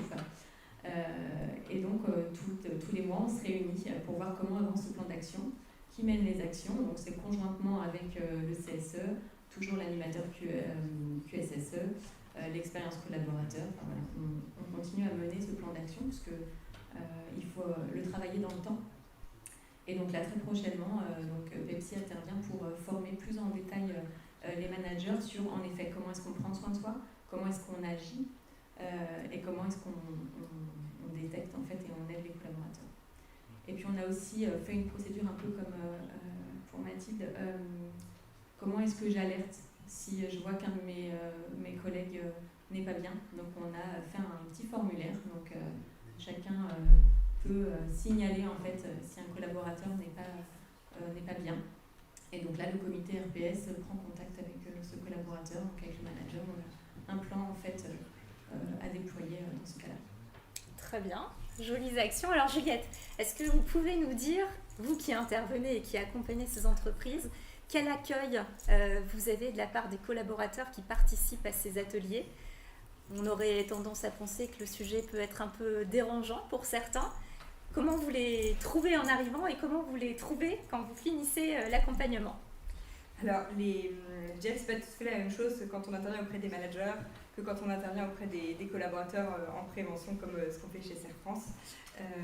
Et les deux psychologues qui interviennent, elles sont au fond, donc ça serait sans doute elles qui pourraient davantage vous dire, Margot et Bertie. Ce qui est sûr, c'est qu'en fait, il y a un vrai enthousiasme des collaborateurs d'avoir du temps pour prendre soin d'eux. Et en fait, on va partager des choses très simples, par exemple sur l'atelier gagnant sérénité, c'est en fait très concrètement, en fait, c'est quoi le stress? Il y a du bon stress, du moins bon stress, et en fait, quand on est toujours à un niveau de stress élevé, c'est là que va arriver l'épuisement, donc qu'est-ce qu'on peut mettre en place? Et qu'est-ce que je mets en place quand, vous savez, je me réveille à 4h du matin avec le petit vélo dans la tête, pour arrêter en fait ce vélo dans la tête. Et donc on leur donne en fait de quoi comprendre, des petits outils très concrets, et en fait ils repartent avec enthousiasme en disant en fait je sais que je vais pouvoir agir. Et en fait on les rend, et c'est ce que tu disais, en fait on va pouvoir les rendre à nouveau acteurs sur quelque chose où on nous a pas appris, en fait enfant on nous a pas dit tu vas voir des pics de stress, et ce qu'il faut c'est que tu n'en aies pas trop, et tu peux le réguler aussi. Voilà, donc ça l'accueil il est vraiment très, très positif. Il y a des entreprises où l'accueil est moins positif. C'est souvent dans des entreprises, et quand nous on va le sentir, quand on prépare le travail avec l'équipe RH en disant voilà qu'est-ce qu'on va déployer, c'est des équipes où souvent il y a beaucoup de risques psychosociaux. Et là, ils vont dire, attendez, en fait, me faites pas travailler sur moi pour prendre soin de moi, pour mieux dormir, parce qu'en fait, le problème, il n'est pas là, le problème, il est au niveau des conditions de travail. Et donc, nous, ça, on va le sentir en amont. Et donc, quand on est dans des entreprises où on sent que c'est là-dedans, on va leur dire, non, ne travaillez pas tout de suite avec les collaborateurs. En premier, on va travailler sur comment on va réduire ensemble les risques psychosociaux. Okay. Et les managers, ils arrivent toujours, pratiquement, en traînant des pattes à la formation, en disant j'en ai soupé des RPS, ça m'intéresse pas, etc. Et moi j'adore, parce qu'en fait ils viennent et je me dis c'est génial, parce qu'en fait on va pouvoir justement leur partager une nouvelle façon de faire, une nouvelle façon de comprendre, et qu'en fait ils sont vraiment acteurs. Et donc ils repartent en général en se disant en fait je vais pouvoir agir. Et les managers ils sont vraiment confrontés à une difficulté, c'est qu'ils ont, et vous le disiez très justement tout à l'heure en disant les managers déjà ils doivent être bien dans ancrés dans le sol, ils ont déjà eux-mêmes leur propre lot de difficultés, et en plus ils sont confrontés aux difficultés de leurs collaborateurs, ils ne savent pas comment agir. Donc nous on va leur donner des clés sur comment je vais agir, et puis aussi sur comment je vais prévenir avec des choses ultra simples et de bon sens en fait, juste d'avoir des entretiens réguliers avec les collaborateurs. Il y a beaucoup de managers qui le font une fois dans l'année. Juste parce que c'est la réglementation. Exactement. Donc voilà, donc l'accueil est différent, ça dépend des sociétés, mais en tout cas, il y a une vraie reconnaissance aussi des collaborateurs, en fait, que l'entreprise prenne soin de leur santé mentale, que l'entreprise prenne du temps, enfin, voilà.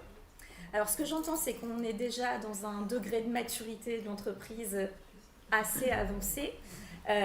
Chez vous, justement, quels ont été les résultats? Est-ce que vous pouvez nous partager ce qu'ont donné ces ateliers? Comment vous ressentez le climat social dans vos entreprises respectives? Et est-ce que les collaborateurs, finalement, vont mieux aujourd'hui? Alors, nous, on est aux prémices de la mise en place en fait, des différentes actions. Donc, on n'a pas encore de résultats concrets. En tout cas, on fait tout pour qu'il y ait le moins de particularités ou de cas possibles. Donc, on verra dans les prochains mois si tout ça c'est... Bien. Est-ce que les premières impressions sont quand même positives de la part des collaborateurs? Oui, je pense qu'ils ont été touchés. Enfin, on a fait notamment une semaine de sensibilisation. On a eu plusieurs actions autour du RPS. Je pense que c'est plutôt bien pris. Et puis, le fait d'avoir le comité, ils se sont soutenus. En fait. Donc nous, ça fait une année, un an, tout pile en fait, qu'on a lancé le programme. Du coup, les résultats, alors c'est toujours difficile à mesurer. Parce que on peut pas tenir des stats en disant un tel il est en arrêt parce que problème de santé mentale. On peut pas le mesurer de façon aussi prégnante. Moi, ce que je vois, c'est que, comme je dis souvent, j'ai plus d'appels qu'avant, mais bien en amont. C'est-à-dire que moi, ça m'a donné un petit peu plus de travail, mais bien meilleur parce que j'ai des managers qui maintenant m'appellent en me disant, voilà, j'ai un tel qui va pas bien, je pense que je vais faire le truc comme ça, qu'est-ce que tu en penses, comment on peut faire les choses, voilà. Et donc, en fait, les problèmes sont pris en main. Voilà. On ne laisse pas, comme je disais tout à l'heure, le risque quand on ne sait pas comment gérer quelque chose, c'est de le laisser un peu sur le côté jusqu'à ce que ça finisse sur le tapis et puis par un moment, ça explose, quoi. Voilà, donc moi depuis 1 an, j'ai pas eu de cas graves comme j'ai pu avoir précédemment. J'ai eu des problèmes, des gens qui avaient vraiment des problèmes, mais pris tellement en amont qu'en fait la situation s'est déroulée, j'ai envie de dire, dans les moins mauvaises conditions possibles. Voilà. Et puis j'ai des managers aussi qui ont pris conscience qu'il fallait qu'ils prennent soin de leur propre santé mentale. Voilà, et qui sont maintenant capables de dire... oui, bah, en même temps, là, moi, j'ai besoin d'une pause. Il y a des termes, même en entreprise. Mon moyen de ressources, c'est ça. Donc, voilà, des fois, j'entends, je me dis, ah, t'as retenu des choses de réussir. Voilà, donc c'est plus du ressenti, en fait, que je constate et les retours aussi que j'ai, effectivement, notamment des représentants du personnel. Bien, merci. Bon, quand le langage commence à changer, c'est que c'est plutôt bon signe. Hein. Donc bravo en tout cas pour cette mise en action osée, parce que voilà, toutes les entreprises n'osent pas forcément aller sur ce terrain aussi franchement que vous l'avez fait. Merci pour vos partages et puis on aimerait bien connaître la suite d'ici quelques mois pour savoir voilà, comment ça s'est passé. Merci à toutes les 3. Merci.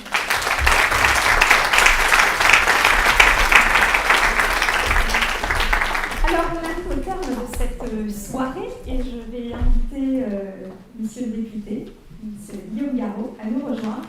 On sait que les sujets de santé vous sont chers. Je vous invite à me rejoindre. Je mets là. Oui. Alors, je on vais vous reste laisser debout alors. comme vous voulez. Si vous préférez vous asseoir, Qu'est-ce que vous préférez, bon, s'asseoir? Alors, vous étiez parrain de cette édition Parlement Entreprise 2025 et on vous en remercie. C'est toujours un gros moment, ce Parlement Entreprise. Et nous sommes dans les semaines de la santé mentale. Et donc, cette conférence tombait à propos. Vous êtes un fervent défenseur de la santé d'une manière générale. Qu'est-ce que vous retenez de cette soirée? Qu'est-ce que vous avez envie de nous partager sur le sujet et puis peut-être nous donner quelques perspectives d'ouverture en lien avec la santé mentale, peut-être des sujets que vous traiterez dans les mois à venir. Merci d'abord de votre accueil. Moi, je retiens du positif, bien sûr, mais j'allais dire comme très souvent avec la Jeune Chambre, parce que vous avez le talent pour mettre en lumière des sujets et surtout être en capacité d'apporter des réponses positives. Et ça, je trouve que ça donne le moral. Et ça fait du bien dans le moment où on est. Alors. Non mais c'est vrai, vraiment, je vous le dis, parce que ça fait des années que je vous connais, que je travaille avec vous, et à chaque fois, je me dis, la Jeune Chambre est capable de mettre le doigt sur des sujets qui émergent en fait dans notre société, dans le débat public, et qui méritent des actions concrètes. C'est d'ailleurs ce qui est dit, je crois, je ne sais plus, voilà, des actions citoyennes. Et j'en profite pour dire combien je suis heureux que la semaine prochaine, vous soyez à l'Assemblée nationale, mardi prochain, mardi 14. Ce sera peut-être un jour important à l'Assemblée si on a un nouvel Premier ministre et si on a ce jour-là la déclaration de politique générale. Mais en tout cas, c'est super qu'on puisse discuter, dialoguer, élus et membres de la Jeune Chambre, parce que je trouve ça très nourrissant de se mettre à la place de l'autre et de prendre le temps, surtout sur une journée, de comprendre comment l'autre travaille. C'est peut-être aussi, pour la santé mentale générale, une façon d'aborder le sujet. Et je reviens à votre question. Moi, je vois du positif. D'abord parce que le sujet est traité, je le disais. Et vous nous avez montré que il ne faut pas que ça reste tabou. Et je trouve que la Mayenne, quand même, on a une fois de plus une longueur d'avance. Parce que le SATM bosse avec une asso qui vient de se créer, qui est toute jeune, Médée, et que il y a un partenariat qui va se nouer avec des vraies réponses, avec une capacité à changer les choses. Je retiens d'abord que dans cette année santé mentale, et merci, je le dis, à Michel Barnier d'avoir fait de 2025 l'année de la santé mentale, ça lui revient, et c'est normal de le redire ce soir. D'abord que l'entreprise peut être le lieu de la prévention. Et c'est très important de réussir ça. C'est très important d'abord de donner les outils aux chefs d'entreprise.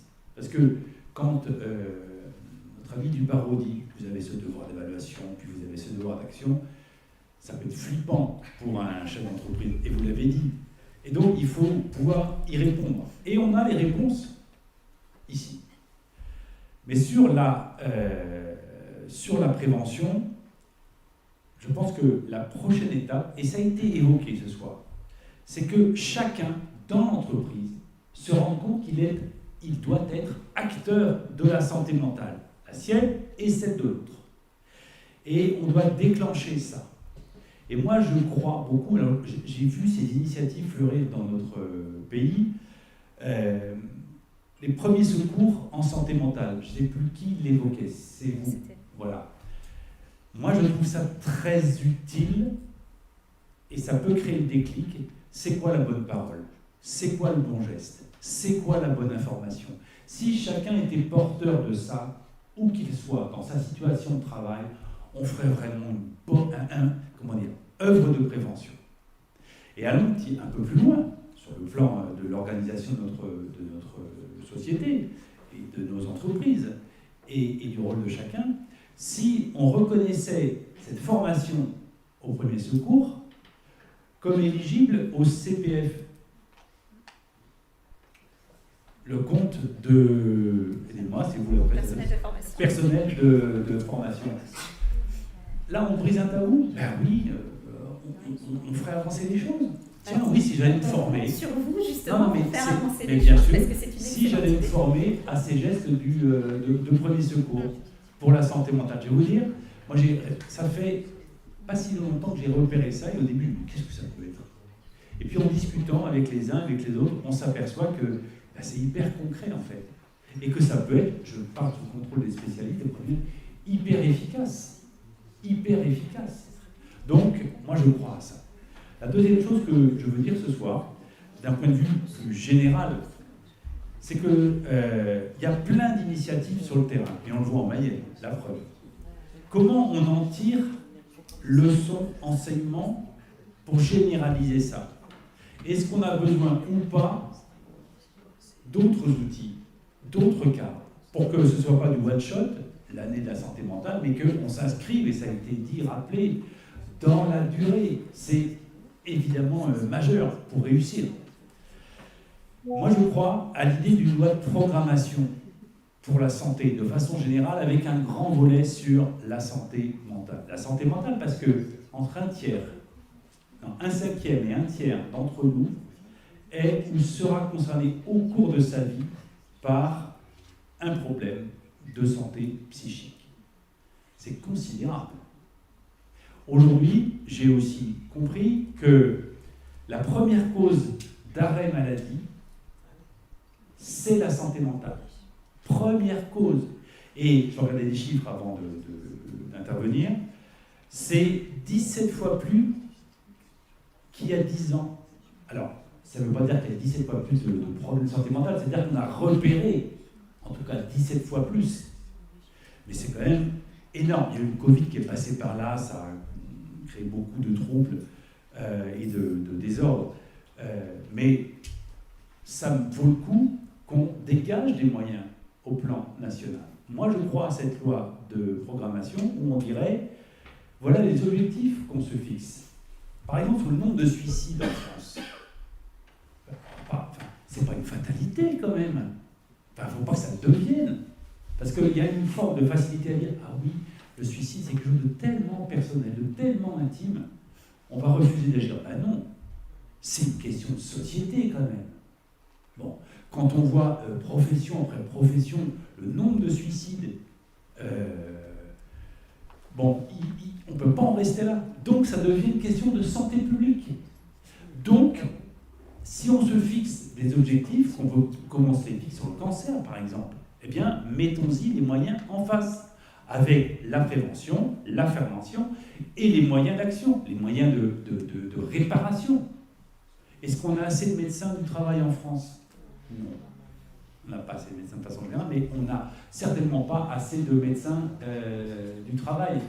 Est-ce qu'on a assez de médecins psychiatres? Non plus. Non plus. Donc là, c'est quand même un objectif national de dire on a besoin de former tant de médecins du travail, tant de médecins psychiatres à échéance de 5 ans. Et je vois qu'une grande loi de santé en France, de santé publique, une loi de programmation, ça permet d'emmener notre société. Vous voyez, de tracer un cap et de mettre les moyens, année après année, c'est-à-dire budget après budget, et de s'y tenir. Et je considère que c'est un investissement. C'est pas un coût, c'est un investissement. Si chacun dans notre société va mieux, c'est notre société qui ira mieux. Et on aura des effets positifs sur l'ensemble des relations sociales, des résultats économiques. C'est une évidence. Bon. Donc voilà, moi, je tire ça, je tiens ça, je retiens ça de ce que vous dites ce soir, avec cette idée que moi j'ai essayé d'éprouver comme législateur, d'abord regarder ce qui se fait de bien sur le terrain. J'ai fait sur le gaspillage alimentaire, rien à voir bien sûr. Mais avant de faire ma loi contre le gaspillage alimentaire, je suis allé voir toutes les initiatives qui existaient. On a fait un gros travail ensemble avec les associations, les collectivités. On a essayé de repérer ce qui était positif, ce qui permettait d'avancer.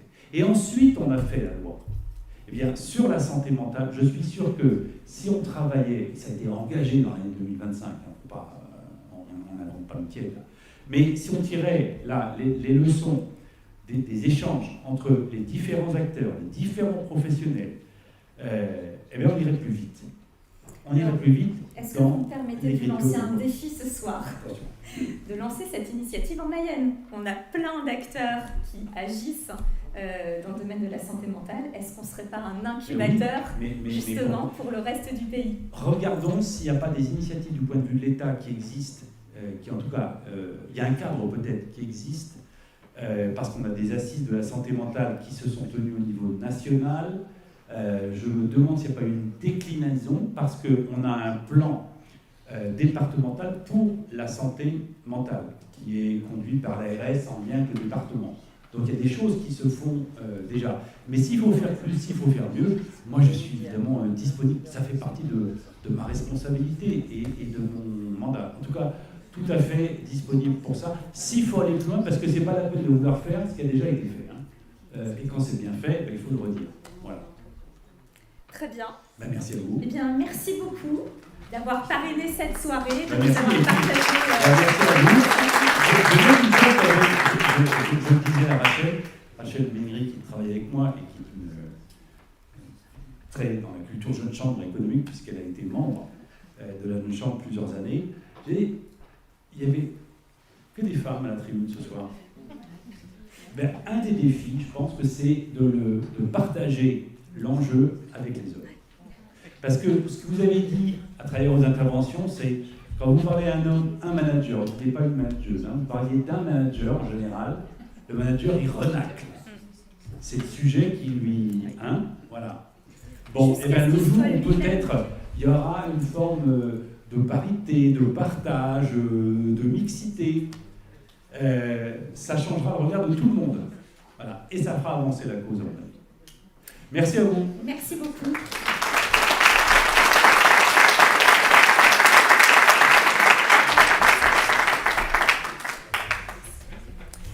Bien, et bien cette soirée arrive à son terme, en tout cas pour la partie table ronde. Je vais tous vous remercier et puis je vais appeler à me rejoindre Héloïse et les membres de la commission. On va juste conclure peut-être avec un petit mot. On a la chance ce soir d'avoir un représentant de la Jeune Chambre économique française, en la personne d'Audrey. Si tu peux nous rejoindre pour le petit mot de conclusion. Ah, c'est la dame de la télé. Et puis après, si je vous propose, j'espère que vous avez plein de questions et envie qu'on discute tous ensemble sur ces thématiques. Je vous propose, on a prévu un petit cocktail, on se retrouve autour du cocktail et puis on en discute de manière informelle, si ça vous va.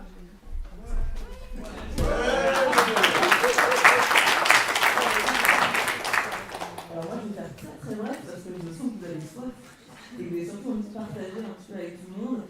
Donc moi Audrey, je suis trésorière nationale au niveau de la Jeune Chambre économique française. Donc là je suis très heureuse de voir l'action qui est faite au niveau de Laval.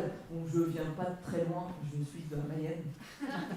Mais bon, mais ce qui m'a permis quand même de vivre sur le département, de pouvoir avoir Guillaume en tant que député.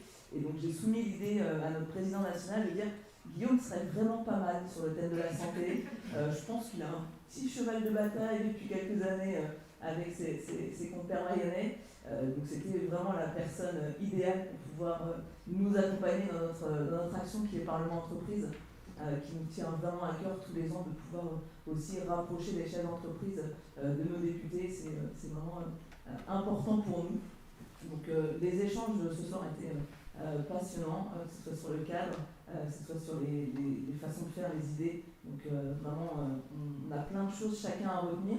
Et vraiment, moi, ce que je retiendrai, c'était vraiment être vraiment chacun est porteur de la bonne parole et de devoir démultiplier ce qu'il a pu entendre ce soir. Donc un grand merci à la Jeune Chambre de Laval et à toute l'équipe qui a organisé cet événement ce soir. Je dirais merci aussi au Crédit Agricole, notre partenaire et employeur pour ma part.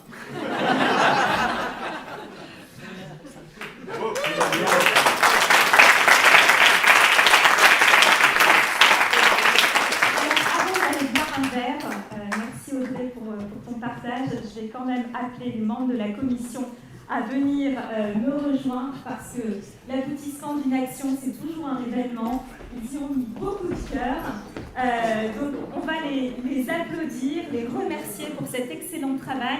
Pour ma part, c'était un petit retour à la Jeune Chambre et merci pour cette invitation parce que j'ai vraiment passé une excellente soirée en votre compagnie et je suis très honorée d'avoir pu animer cette belle table ronde. Et merci à toi, Julie.